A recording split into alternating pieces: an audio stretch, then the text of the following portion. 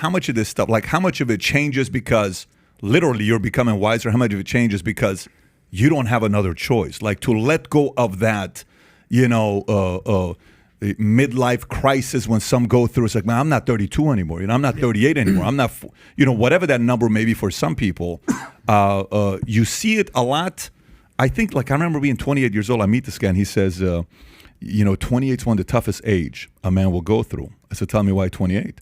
He says, because you're close to 30, friends are married with kids, you're no longer close to 20. Mm. You're about to hit that number. Mm-hmm. If you're not married, you're going to be worried. If your career's not set, you have all these types of anxiety, and you may make some stupid mistakes at 28.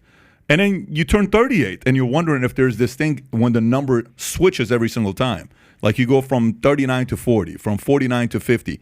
Did you ever have something like that with you where you're like, yeah, it's just 40, it's just 30, you're just 50? No, my biggest fear was regret, and I was afraid. I think one of the most important things, or two of the most important decisions I think you make in your life. One is who you choose to spend your life with, right? So if you're gonna get married or you're gonna bring somebody in your life, that decision should be treated with great gravity, and I think and a lot of times you don't get lucky with that. It's a tough thing. But I think the other thing is to learn at a young age and be ruthless with yourself. Where are you supposed to place your energy? And I knew that if I didn't become a comic or an actor, I was gonna become a small person who didn't like himself. How old were you when you knew that? I was 20. I was probably 21. I went to college and I said, I'm going to try to be an actor. And then I talked myself out of it. I did some acting and I said, oh, well, this is very difficult and I don't know what this means. And there's no linear progression, right? I've always liked linear stuff. Like if you show me how to get a black belt or you show me how to learn how to play the guitar, if you show me the way, I'm going to do it. And I'll figure out a way to get better at it. Because it's linear, you just go run straight towards it. Put your head down and just go. Yeah. I've always kind of thrived in routine and practice. I don't have a problem with that. When you have something like acting or stand-up, and Vinny, it's like there's no path, man. You've got to just continue to be, you're in the business of what I call original self-expression. But for me, I knew that once I made the decision to become an actor and a comic, that I was going to be okay. Because even if it didn't work out, I had the courage to go for it. Mm-hmm. And I think you die a little bit when you knew the answer. I think you always know the answer. It's like this expression, it takes 5 minutes to fall in love and the rest is denial. And then there's another expression, which is people get divorced after 20 years over what they knew about that person in the first 10 minutes. Wow. And I think it's a very important thing to keep in mind because you know that about yourself. People ask me questions as I get older and stuff. They're young men who want questions about life mostly. You know the answer, man. Usually I go, take a second.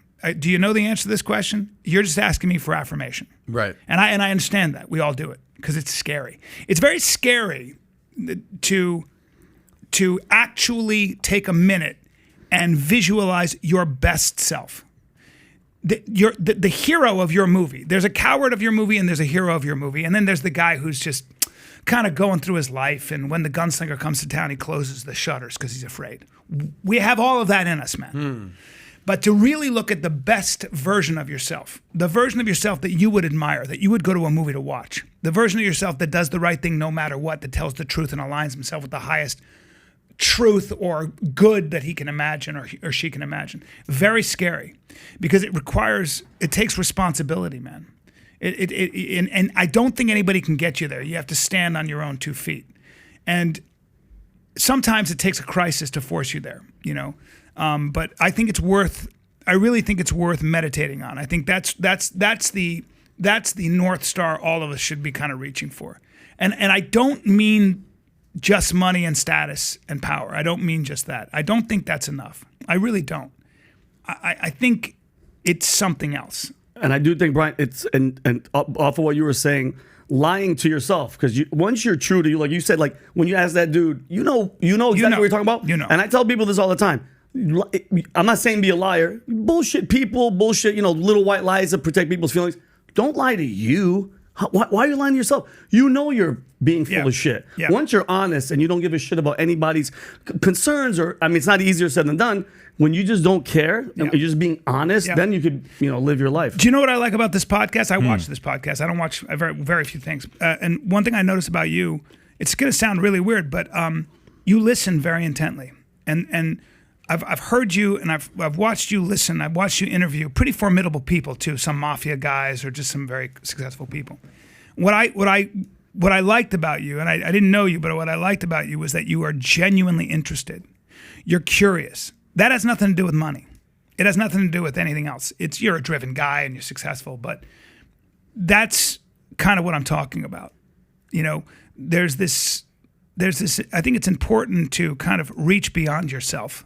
Think about how much of our culture reflects directly back to ourselves. Open a magazine, it's all about nutrition, exercise. Mm-hmm. It's all about your biology. All right, dude, I got it. Your hair. I mean, there are ways to do it. But that's not necessarily the answer. There are things that part of this whole process of talking and podcasting, what's great is that, man, it feeds your curiosity. It satiates your curiosity. The world is a mystery. No question about it. So many things in life are a dark room, and sometimes you get a flashlight and you can look around. And yeah. So if you like this clip and you want to watch another one, click right here. And if you want to watch the entire podcast, click right here.